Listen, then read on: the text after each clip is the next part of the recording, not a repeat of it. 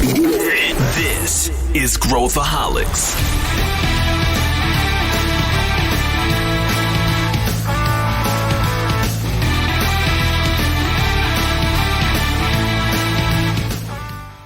Olá pessoal, aqui é Pedro Weingärtner, sou o CEO da Ace e esse é Growthaholics, o podcast para quem gosta de inovação e empreendedorismo.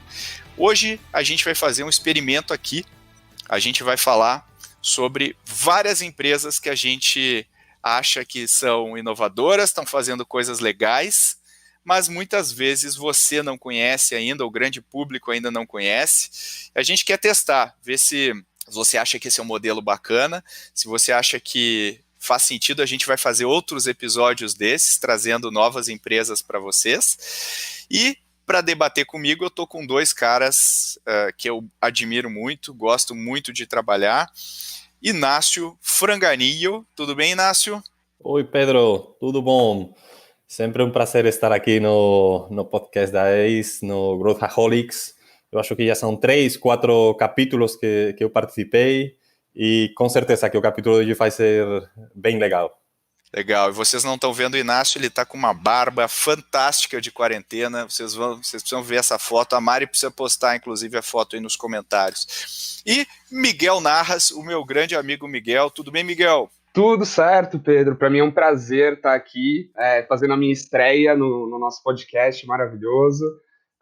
Muito obrigado pelo convite, espero que esse formato funcione e a gente possa fazer outros também nesse mesmo esquema. Legal, bem-vindos e vamos começar. O que a gente vai fazer aqui? Nós vamos fazer um carrossel de startups. Então, cada um dá uma startup e a gente comenta. Às vezes não são startups, né? A gente deixou bastante aberto aqui o nosso critério. Então, a gente vai abordar coisas que vão desde super high-tech até coisas que vão ter algum tipo de impacto ou coisas que são simplesmente curiosas aqui para falar. Quem quer começar aqui? Quem quer dar a sua primeira ideia, sua primeira startup? Legal. Eu vou começar aqui então com uma que talvez algumas pessoas já conheçam. Ela recebeu uma rodada recentemente, está com um valuation bem interessante, que é a Canva. Eles são um unicórnio australiano, eles foram fundados em 2012 e agora em junho de 2020 eles receberam uma rodada de captação e chegaram num valuation de 6 bilhões de dólares. Então, para quem não conhece, a Canva ela é uma ferramenta de design. Você consegue fazer diferentes designs, desde uma apresentação de PowerPoint ou fazer posts de mídias sociais de uma maneira muito simples e muito acessível, né? Então, eles se posicionam como uma ferramenta de design para não designers, né? E eu gosto bastante dessa empresa porque ela é bem simples e bem direta. A Melanie, que é uma das fundadoras, ela ensinava ferramentas de design gráfico, como Photoshop, InDesign e outras ferramentas aí já bem consolidadas no mercado, e ela percebeu, enquanto ela ensinava as pessoas, que muitas pessoas achavam difícil, pouco acessível, precisava de muita prática, muita técnica, e daí ela viu que existia uma oportunidade aí, existia uma dor clara para ser trabalhada, uma oportunidade muito grande, já que cada vez mais a gente vê essa tendência das próprias pessoas criando, empreendendo, abrindo negócios digitais, precisando criar uma estratégia envolvendo mídia, envolvendo conteúdo e tendo cada vez um posicionamento legal e amistoso, né, para o seu público, posicionar bem a sua marca. Então, pelo alto volume que os negócios digitais está crescendo, né, nesses últimos anos, eu vejo que é um mercado bem interessante. E até quando a gente pensa nesse momento que a gente está vivendo de Covid, de distanciamento social, o quanto os canais digitais também estão sendo cada vez mais impulsionados. E, enfim, a gente vê vendas acontecendo cada vez mais no Instagram, esse tipo de canal crescendo, né? Então, é uma ferramenta que eu gosto bastante, é uma empresa que eu imagino aí que vai crescer também bastante aí nos próximos anos. Então esse daí é o meu primeiro exemplo aí do dia. Legal, eu gosto muito do Canva. Eu me lembro que embaixador da Canva era o Guy Kawasaki, aquele autor, e ele sempre falava, né, postava mensagens aí sobre Canva, assim que eu conheci, aí comecei a usar. Eu acho que tem a ver com esse movimento, a gente fala aí do no-code, né, das pessoas conseguirem construir um site sem codificar e tudo mais. Tem o no design também, né, eu consegui construir designs mais complexos usando templates, coisas pré-prontas, com tamanho, reduzindo a complexidade. Eu acho que essa é uma grande tendência. E complementando essa tendência que o Miguel estava falando do Canva, tem alguma outra startup ou site, tá? Não sei qual seria a definição certa, menos conhecida, como pode ser Slides Carnival. Tá? Não sei se alguém já utilizou, que é um repositório de templates de PowerPoints e apresentações em Google Slides. Tá? Não sei se muitas pessoas, acho que poucas pessoas conhecem a história desse site, mas foi criado por uma pessoa do meu país, da Espanha, tá? A Jimena, que ela era designer e decidiu começar a colocar esses designs em um único lugar, tá? E compartilhar, colocar em esse formato de, não é código aberto, mas, enfim, livres de direitos autorais. E a última vez que eu vi uma notícia sobre esse site, falava que ela está faturando 200.000 euros por ano, tá? Com a publicidade que está gerando esse website. Tá? Então, realmente, essa tendência de facilitar a vida na hora de quando as pessoas querem fazer marketing, querem fazer as apresentações que antigamente precisavam do trabalho de um designer, é uma tendência e ainda tem muito caminho para percorrer. As pessoas, a maioria das pessoas, eu sou uma delas, somos muito leigas na hora de criar um bom design, tá? Eu sou muito ruim desenhando. E falando de uma das minhas startups que eu selecionei aqui várias para falar hoje, eu gosto muito da Cameo, tá? A Cameo é uma startup onde você pode contratar pessoas famosas, personagens famosos, atores, esportistas, para fazer vídeos personalizados para você. Tá? Então, agora que estamos todos no isolamento, é uma boa forma, por exemplo, de fazer um presente virtual para alguém. Tá? Você pode enviar os parabéns para um amigo seu e esses parabéns vão ser feitos, por exemplo, pelo Dennis Rodman. Tá? Então, o jogador de basquete, o ex-jogador de basquete, além de outras muitas coisas na vida dele, ator, artista, enfim, showman em geral, você pode contratar ele para falar os parabéns, tá? Ou tem atores, eu estive procurando, tem vários atores, tem atores também de La Casa de Papel, tá? Também do meu país, tá? Voltando sempre para as minhas raízes, tem várias personalidades famosas, tem muito Instagramer, tem esses influenciadores. Aí o preço, tem jogadores de futebol brasileiros, está o Roberto Carlos, tá? Eu fiquei um bom tempo pesquisando pessoas dentro da plataforma, é interessante porque você pode contratar uma pessoa desde $2, tá? Logicamente, o nível de conhecimento dessa pessoa não vai ser das maiores personalidades, e tem outras, as principais personalidades que podem custar até $2.500 a contratação, tá? Então tem aí esse rango de preços para contratar quem quiser, e aí em troca a plataforma fica com 25% desse valor. Tá? É um negócio bem interessante e uma dica para quem quiser fazer um presente virtual nesta época de quarentena e de isolamento social. Eu estava olhando aqui o site, por exemplo, o Sean Astin, que é o Sam do Senhor dos Anéis, custa $295 para ele gravar uma mensagem para você. Imagina pegar aquele seu amigo que gosta do Senhor dos Anéis e o Sam gravar uma mensagem. Eu acho que isso é genial do ponto de vista de monetizar o artista de outras formas, porque até então não tinha nenhum canal aí para monetizar o artista. Você pega artistas aí, tipo o cara dos Caça-Fantasmas tá lá, inclusive vestido de Caça-Fantasmas, o cara pode fazer uma mensagem para você. Então eu acho super interessante isso. É uma tendência, né, de trabalhar a sua fama, né, monetizar a sua fama aí como influenciador, como artista, e eu acho que aqui no Brasil a gente deve ver coisas parecidas. Inclusive tem uma startup que chama Patreon, não sei se vocês já viram, Patreon, e ela serve para monetizar também o trabalho intelectual. Então você pega assim pensadores modernos, pessoas que que produzem conteúdo e tal, você pode ser um patrono dessa pessoa nessa plataforma, pagando uma mensalidade, enfim, e aí tendo acesso a conteúdos exclusivos dela. Então, nunca foi tão fácil criar uma proximidade com o seu público. E aí lembra aquele artigo lá do Kevin Kelly, 1,000 True Fans, né, 1.000 fãs reais, e diz que agora a gente só precisa de 1.000 fãs reais para ter uma vida boa, né, para ter uma vida, então com 1.000 fãs que gostem do seu trabalho, você consegue se sobreviver. Então acho super interessante esse take. E tem uma outra empresa que eu estava dando uma olhada aqui, que também vai na mesma linha de conseguir monetizar de outras formas o trabalho de artistas, e aqui é principalmente da indústria da música, né?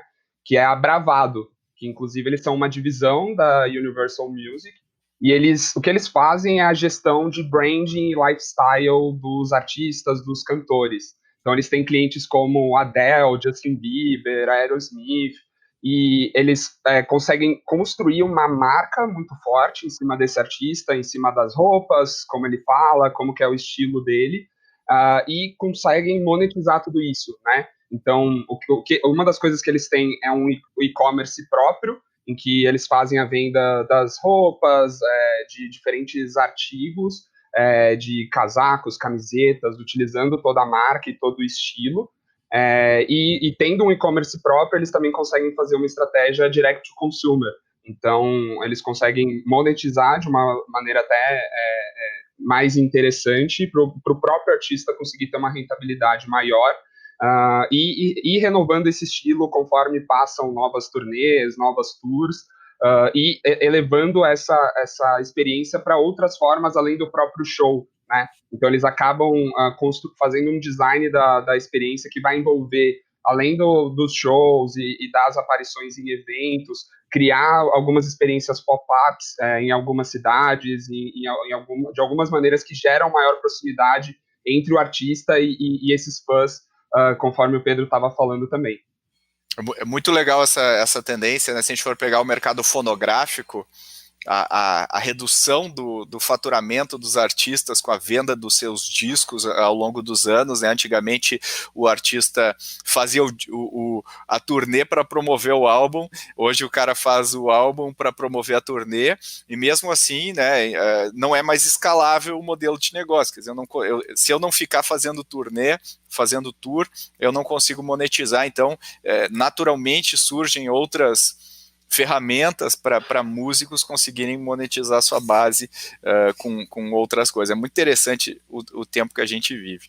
Agora, queria dar uma pivotada aqui e dar um exemplo de uma empresa que pouca gente conhece, e eu acho que é uma das empresas mais inovadoras do mundo, que é a NVIDIA, que é uma empresa que produz microchips, processadores, né?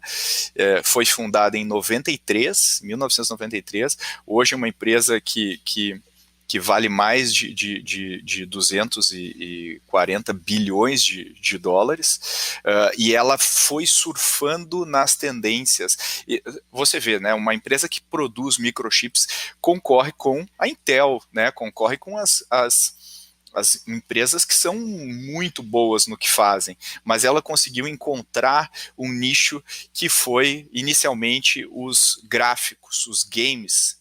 Então ela surfou nos games, ela fez uma parceria muito boa com a Microsoft, né, e fez aquela, não sei se o pessoal se lembra do DirectX, né, o DirectX, como a gente falava quando a gente ia jogar, que a gente tinha que instalar no PC, que permitia gráficos bem melhores. Foi uma plataforma feita, né, junto com a Microsoft, o hardware, né. Depois ela virou o hardware do Xbox, virou o processador do Xbox, do PlayStation. Em 2010 ela fez o computador mais rápido do mundo, então ela conseguiu descobrir como otimizar para a parte gráfica e pegou toda essa tendência de games e tudo mais, e o interessante é que ela pegou e surfou, agora ela está recentemente surfando mais uma nova tendência e por isso está dando mais um horizonte de crescimento para a empresa, que é a inteligência artificial. Então, ela está trabalhando com deep learning, com processadores de deep learning. Então, é muito interessante ver como uma empresa foi se agarrando de tendência em tendência e otimizando o seu produto para esse mercado. Empresa que fez muitas aquisições, também uma empresa que inovou, construiu muita coisa, claro, mas ela também soube trabalhar com M&A, soube trabalhar com aquisições e trouxe sempre novas empresas em cima disso, né? Novos negócios em cima disso, né? Então, acho que essa é uma empresa super pouco conhecida, que eu acredito seja uma das mais inovadoras do mundo hoje. Nessa linha de mercado de videogames, realmente tem vários cases de startups e empresas realmente inovadoras que souberam aproveitar esse nicho de mercado. Eu acho que aproveitar esses nichos é um ponto em comum de várias startups que estamos falando hoje aqui. Talvez uma que virou muito conhecida também nos últimos tempos por causa da pandemia é a Twitch, então, uma plataforma de streaming que surgiu realmente, foi um spin-off de uma outra plataforma da Justin, e que em 2014 foi comprada pela Amazon, tá? Por 970 milhões de dólares. Tá? Hoje é a principal plataforma de streaming de videogames, então o pessoal que gosta de jogar consegue transmitir ao vivo, tá? Os jogos deles. Eu, pessoalmente, nunca entendi isso, tá? Eu gosto de jogar videogame, mas não gosto de assistir outros jogando, tá? É como quem gosta de jogar bola, mas não gosta de assistir bola, tá? É um pouco mesmo. Mas é engraçado porque realmente tem pessoas até também famosas. Durante a pandemia teve o Kun Agüero, jogador do Manchester City, virou quase uma celebridade de Twitch, comentando os jogos dele, que, enfim, como ele joga. Tem vários pilotos de Fórmula 1 também dentro da plataforma. Então, realmente, é um mercado bem interessante com produtos exclusivos que talvez as pessoas de fora do ambiente dos videogames desconhecem por completo. O Twitch é uma plataforma aí que é impressionante o volume que ela tem. Tem pessoas que têm canais com milhões de seguidores nos canais e que as pessoas pagam mensalidade para participar do canal, com benefícios do tipo, eu posso comentar no chat. Olha a loucura, né, que é, assim, como é um outro universo que a gente vive hoje nesse mundo dos games, né? É uma indústria, né? O pessoal às vezes não entende o tamanho dessa indústria, e quando a gente pensa assim, Hollywood e tudo mais, a indústria de games, ela é várias vezes maior do que a indústria de Hollywood, é várias vezes maior. Então, um lançamento de um game é às vezes maior que o lançamento de um Vingadores, por exemplo, no cinema. Esse tipo de coisa, eu acho que a gente deveria olhar com bastante atenção, né? Os esportes e tudo mais. Você tem uma também, né, Miguel, nessa linha? Isso, e o que eu acho mais impressionante, comentando em cima dessa questão de conteúdo, né, de assistir as pessoas jogando e aos games e fazer streaming, é de como isso também é uma estratégia muito interessante de aumentar o tempo de vida de um jogo, né? Então, se normalmente você faz um lançamento de um jogo, existe um pico ali de jogadores e isso cai, o fato de você criar ligas de esportes, você gerar conteúdos mensais e lives e streamings faz com que as pessoas continuem engajadas não só com o conteúdo, mas com o próprio jogo ao longo do tempo e faz ele ser mais rentável, né? E como que a construção de comunidade, quando você encontra um nicho, isso é muito poderoso, né? Então, enquanto tem as pessoas que se geram uma comunidade em cima de academias, em cima de Zumba e outros movimentos, também a comunidade dos jogos também é muito poderosa. E eu estava vendo uma empresa muito interessante que eu não conhecia, que é a Roblox, que ela é uma plataforma de desenvolvimento de jogos. Então, ela é super simples, você pode criar o seu próprio ambiente, uma própria história, com visuais quase que 2D, eles são bem simplificados, e você pode desenvolver a sua própria história e deixar disponível para as pessoas jogarem, né? Então, eles já possuem mais de 2 milhões de desenvolvedores na plataforma deles. Então gera muito mais conteúdo, histórias diferentes acontecendo lá dentro, muitas possibilidades, e são coisas muito simples, né? Como, por exemplo, você tem uma casa e você precisa fazer uma mudança de todos os seus móveis para uma outra casa. E isso acaba capturando até um público um pouco mais juvenil, infantil também, mas acaba sendo um jogo e uma plataforma que tem números tão expressivos quanto Fortnite, Minecraft, que já são bem mais conhecidos, pelo menos por mim, né? E o quanto que também você, hoje, nesse universo de games, você ter um negócio que é multiplataforma, também cresceu bastante. Então, antes existiam os jogos da Nintendo, os jogos da PlayStation, agora existem muitos jogos que são multiplataforma, então você pode jogar no seu celular, no seu computador, no seu console, independente de qual seja a marca, e isso gera muito mais acessibilidade, muito mais comunidade engajada também nesse universo, né? E falando de comunidades e de gamificação, tá? Da mesma forma que tem os e-games, tem também uma tendência a gamificar os esportes tradicionais, tá? Os esportes offline. E aí vemos casos como, por exemplo, Strava, tá? Um dos múltiplos aplicativos que hoje existem para acompanhar as corridas, talvez Strava é um dos mais famosos, que hoje qualquer pessoa pode utilizar através de qualquer dispositivo digital, instalar. Para quem não conhece, a Strava basicamente é um aplicativo onde você vai registrando a sua atividade física, seja corrida, seja andar de bike, enfim. Além de fazer esse acompanhamento, você pode fazer contato com outras pessoas, então tem esse senso de comunidade, você pode entrar em contato com outras pessoas que compartilham os mesmos interesses que você. Você pode descobrir, por exemplo, trilhas ou algumas rotas para você fazer corrida, andar de bike, etc. E eles já têm 11 anos, tá? Eles são do norte da Europa, eles são da Suécia, tá? Se não estou errado. Inclusive a palavra Strava significa esforço no idioma original da startup da Suécia, tá? Em sueco. E é interessante porque o negócio deles, tá? Eles têm também um modelo de negócio que talvez não é tão conhecido, que eles pegam os dados de todas as pessoas que estavam fazendo esporte, geralmente dentro de cidades, e vendem esses dados para as prefeituras fazer o planejamento das cidades, do trânsito, tá? Aí eles entendem por onde as pessoas se movimentam mais, quais são os fluxos mais frequentes. Então, a Strava, além de ajudar as pessoas que gostam de fazer esporte, tem esse outro modelo de negócio um pouco mais desconhecido, que é ajudar no planejamento das cidades, tá? É engraçado como eles conseguem juntar duas coisas bem diferentes, assim, a priori. Planejamento urbanístico com esportes. O que eu acho interessante também é de como alguns diferentes setores se linkam nisso, né? Então, a gente vê também um movimento da indústria de roupas, né? Como Nike, Under Armour, que acabam se conectando também com aplicativos que gamificam o esporte e acabam gerando uma comunidade mais engajada com a marca. E a princípio não é algo usual, né? Você pensar numa marca de roupa que vai comprar, por exemplo, ou vai investir em um aplicativo de esportes e de exercícios diários. Então, eu gosto muito de pensar nessas conexões não óbvias que muitas vezes acontecem. Vou agora pivotar também de novo, então. Eu vou para o mundo aqui da Tech, uma empresa que poucas pessoas devem conhecer.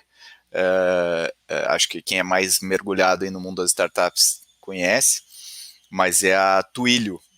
A Twilio é uma empresa que eu acho que é interessante por vários aspectos. Primeiro porque ela é uma empresa que já vale, hoje tem capital aberto, né? Ela vale, estou pegando a cotação aqui, 31 bilhões de dólares, né? É uma empresa do Vale do Silício que basicamente oferece a infraestrutura de áudio e mensagens para outras empresas. Então, quando eu faço uma ligação, por exemplo, no WhatsApp, então eu estou usando a infraestrutura da Twilio para eu me comunicar com alguém.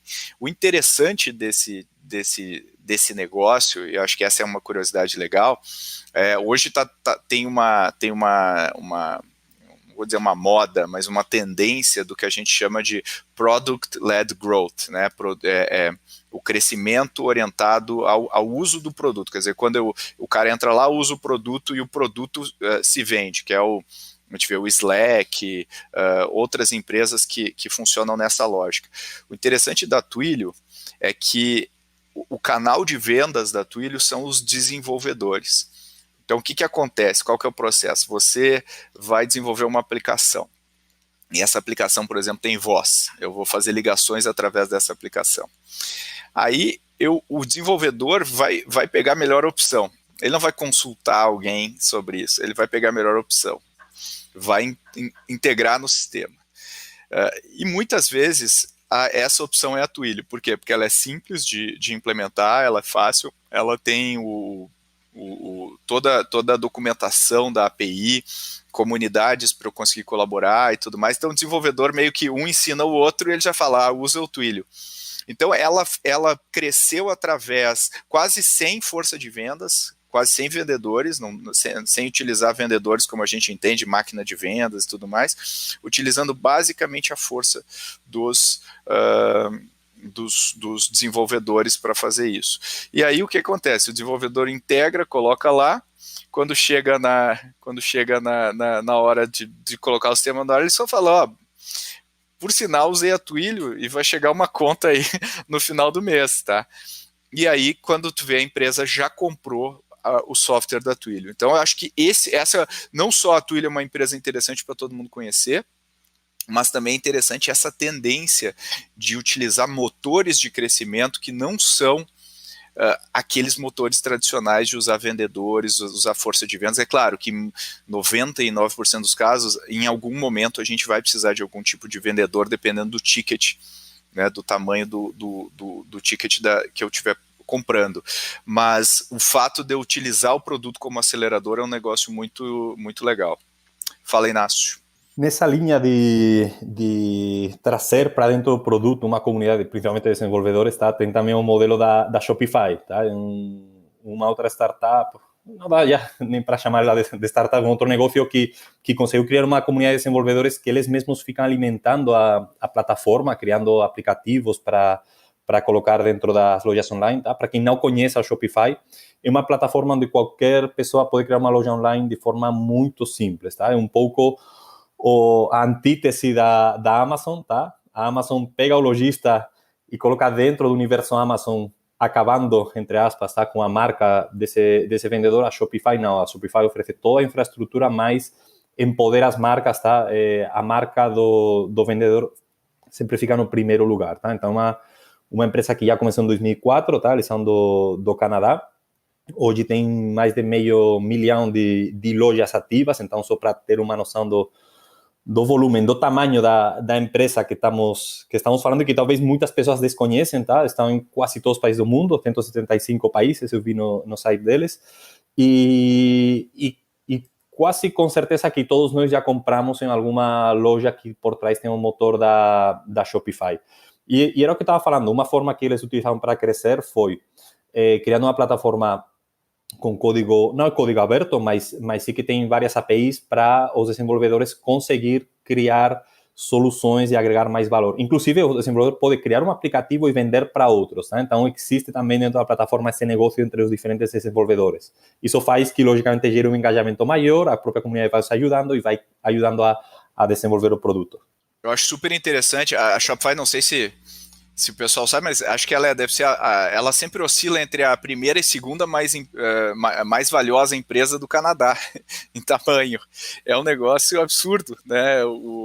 Com a pandemia ela foi alçada a um patamar de volume e tudo mais incrível, né? Eu acho que essa tendência de instrumentalizar o pequeno empreendedor também a gente pode ver em vários lugares do mercado, desde empresas como a Stripe, né, que ajuda o empreendedor a abrir conta bancária, fazer comércio entre países, ajudar a viabilizar o cartão de crédito para esses empreendedores. O cara, se quiser, ele ajuda a abrir a empresa dele internacional para começar a receber pagamentos de fora.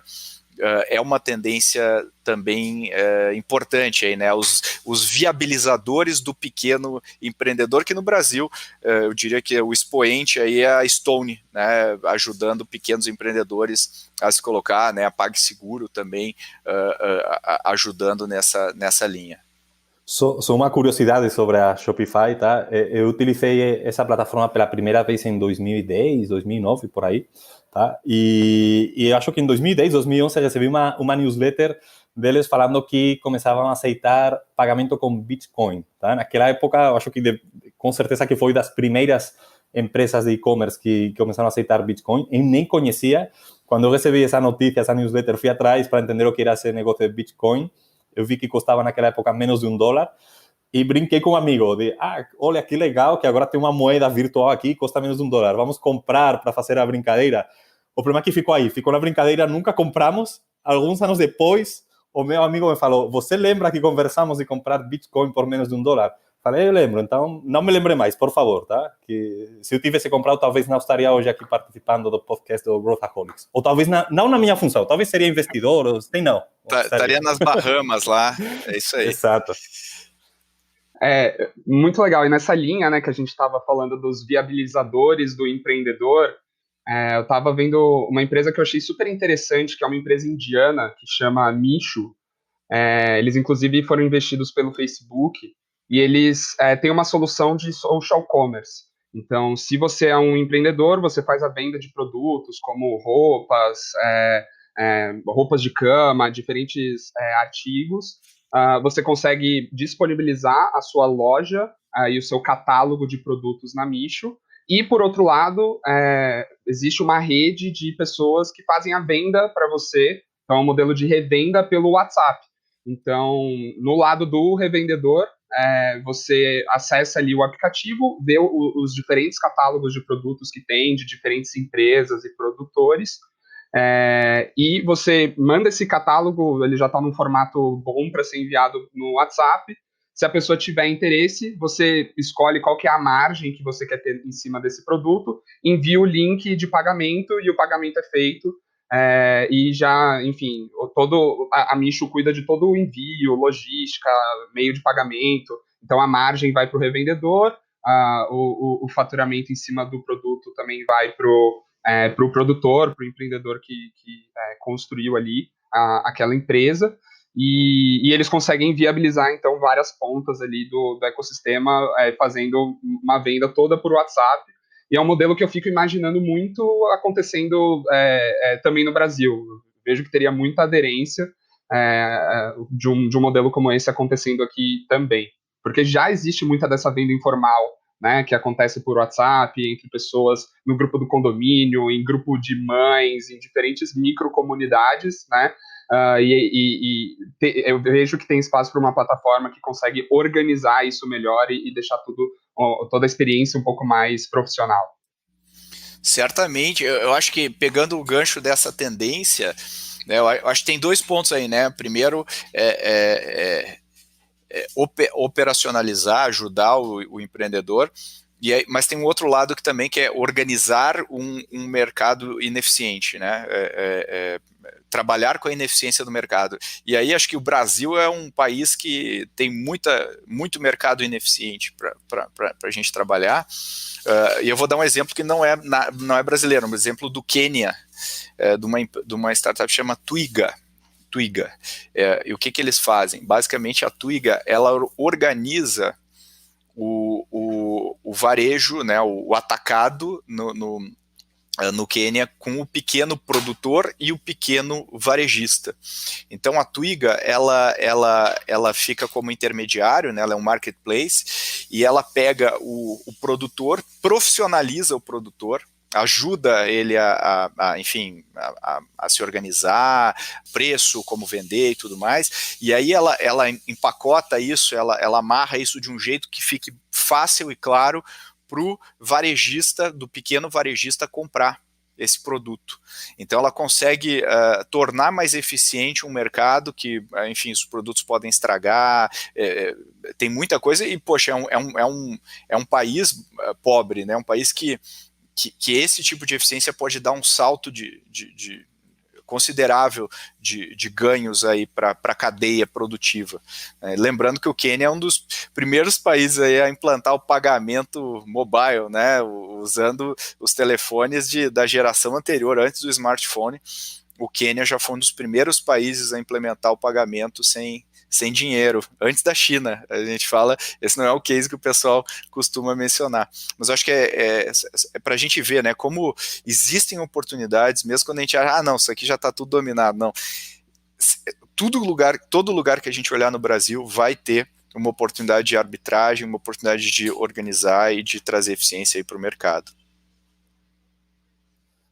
Exato. E eu estava vendo a Twiga, eles já têm os planos de expansão para outros países da África, eles estão com esse roadmap de dominar o mercado africano, que com certeza é um continente com infinitas oportunidades e que talvez quando o pessoal fala de startups, ninguém olha para aquilo que está acontecendo na África e tem esses cases interessantes como países que implementaram pagamento através do celular muitos anos antes que países do primeiro mundo, tá? E no caso da Twiga, também interessante que eles levantaram 30 milhões de dólares, tá, recentemente, e que um dos investidores principais foi Goldman Sachs. Tá? Então, realmente, os grandes investidores têm a África no radar. Tá? É interessante dar uma olhada de vez em quando o que está acontecendo por lá. Só ver o tamanho do continente, o tamanho da população, o nível de desenvolvimento que a África ainda está. A América Latina também, né? Mas a África ainda é um território totalmente inexplorado na sua maioria, ou seja, tem muita oportunidade de crescimento. Daqui a alguns anos vai ser onde vai ter a maior parte do crescimento do mundo, eu acredito. Fala, Miguel. E o que eu gosto também de pensar nessa tese de apoio para empreendedores é isso que você falou, Pedro. Realmente o Brasil tem muita ineficiência e eu vejo que é uma grande alavanca, né? Porque o brasileiro por si só ele é criativo, ele tem uma propensão a ser empreendedor, a fazer as coisas saírem, né? A desenrolar bastante coisa e ter ferramentas, ter suporte, ter tecnologia para levar toda essa força de trabalho para um próximo patamar, eu vejo que é uma das principais alavancas aí para o nosso país também, para a gente conseguir inovar em escala, né? E é por isso que a gente, né, acredita que nos próximos anos a gente vai ter ainda um grande boom de negócios de tecnologia no Brasil. A gente não está nem no início da curva. Eu acho que a gente está bem na pontinha ali do iceberg, a gente deve ver um grande volume de negócios tomando aí conta do nosso PIB. É a minha aposta.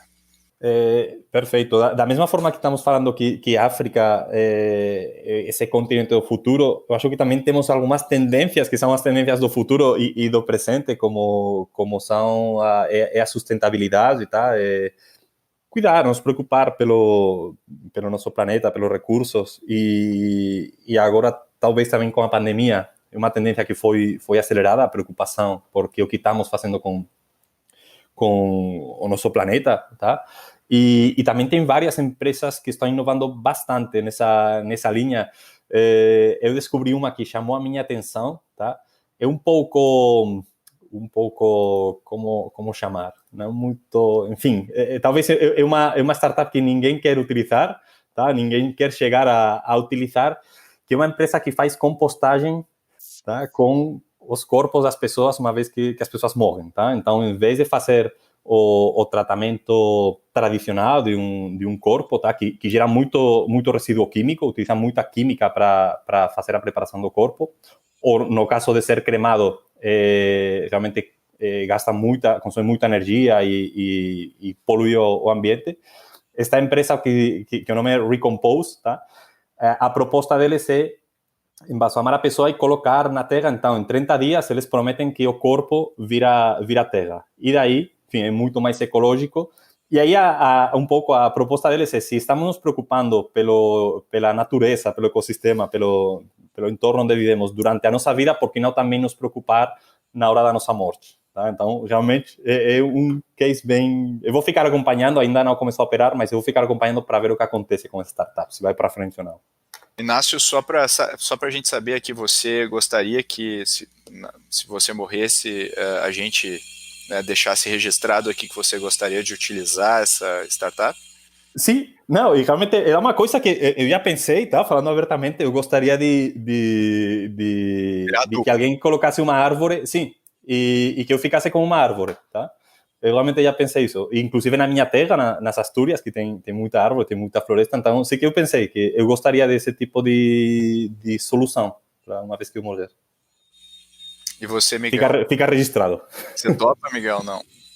Não sei, eu ainda não tenho uma opinião muito definida aqui. É, vamos ver quem que vai antes aqui. Se eu não for o primeiro, aí eu já consigo ver se dá certo, se funciona, se realmente é mais sustentável. Pelo menos eu sou mais novo, né? Por idade sou eu aqui, hein? Então, só para registrar, eu quero me queimem, tá? Não me botem de adubo. Eu queria ser queimado, mas enfim. Okay. Vai lá, Vamos Miguel. mudar de assunto, alguma coisa um pouco mais Você alegre. tinha mais uma, né? Saindo de um assunto aqui menos mórbido aqui, né? Indo para um assunto um pouco mais, talvez, feliz. Mas uma empresa que eu estava olhando é a Castle, que é uma startup lá dos Estados Unidos também.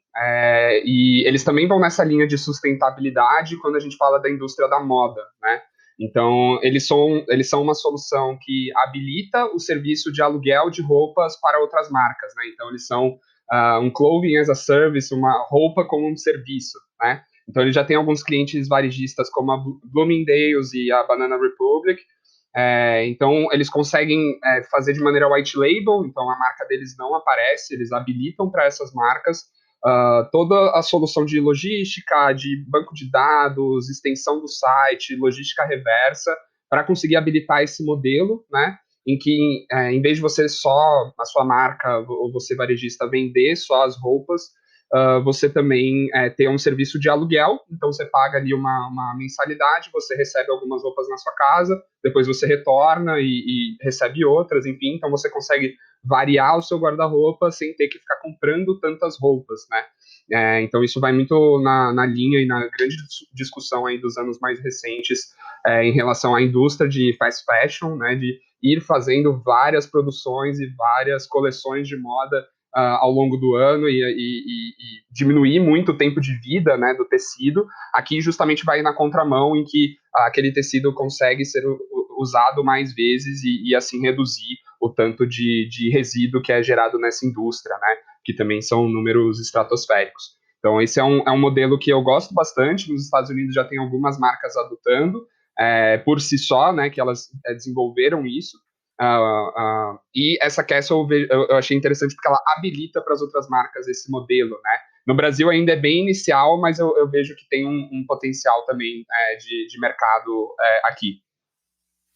Eu acho que ela pega, além da tendência do consumo consciente, de eu gastar menos, né, enfim, materiais e tudo mais, reaproveitar, também pega uma tendência de operacionalizar estratégias white label em outros mercados, né? A gente está vendo isso com banking, né? Então hoje tem várias startups que oferecem infraestrutura de banking. Se eu quiser criar o meu banco, minha wallet e etc, eu já tenho coisas prontas. Então eu viro meio que um enabler, coloco a marca em cima dessa plataforma e já saiu operando no mercado, né? O que me mostra que no longo prazo, na verdade, a gente está vendo que a tecnologia vai ser cada vez menos diferencial, porque todo mundo vai ter acesso a absolutamente tudo de tecnologia.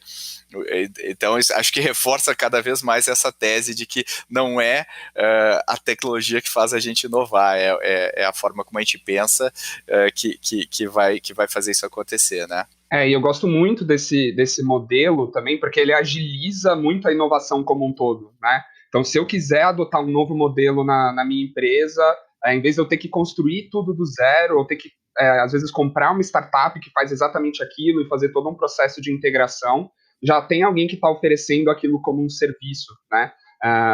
Então, eu vejo que isso eleva muito a barra da inovação e acelera muito a vinda de novos modelos de negócios, novos produtos para o mercado. Se eu quiser criar um MVP, né, eu quiser testar uma hipótese, esse é o melhor jeito de testar uma hipótese.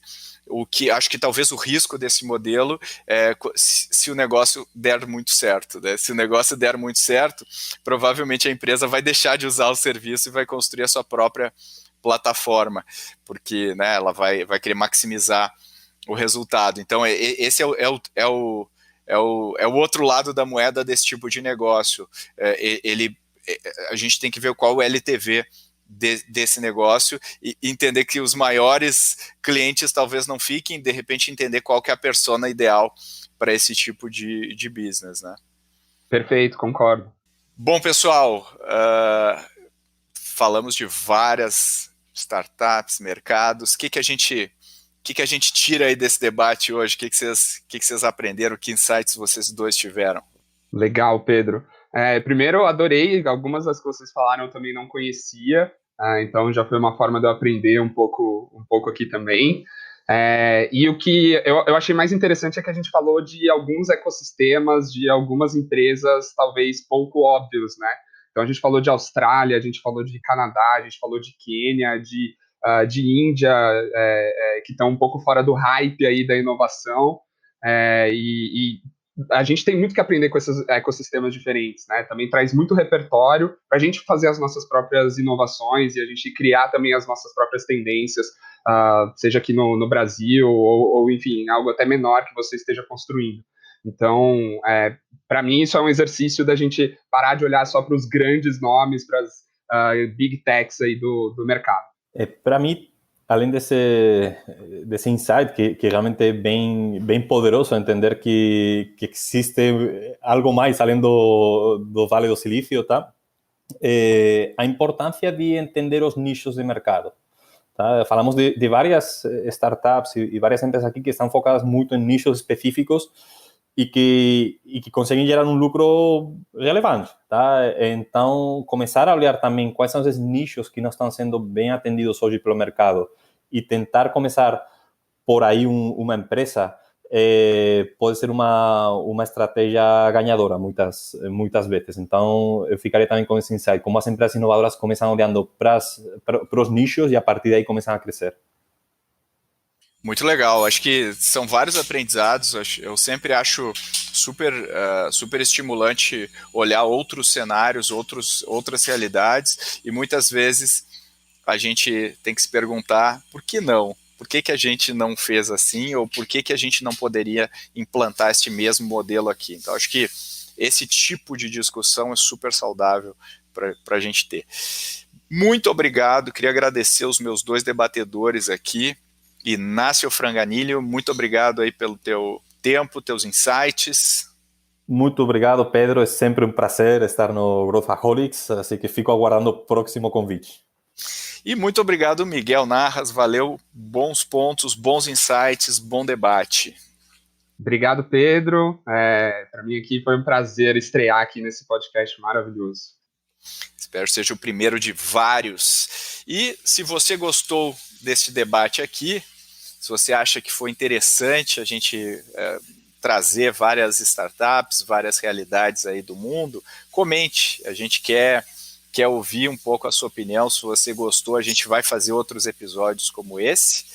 E se você tem startups também que você acha interessante, que você acha curioso a gente abordar aqui, também mande para a gente vai abordar, inclusive dando crédito para você que indicou no próximo episódio que a gente estiver falando sobre este tema. Se você gosta do Growthaholics, se você gostou do que você ouviu aqui, não deixe de curtir, fazer uma avaliação 5 estrelas lá no seu player, especialmente aí no player da Apple, que tem avaliação bem clara.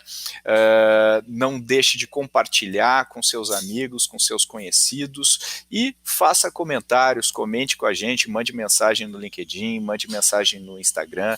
A gente sempre recebe, sempre lê tudo com muito carinho e queria finalizar aqui desejando aí muito sucesso a todos e até o próximo Growthaholics. Abraços!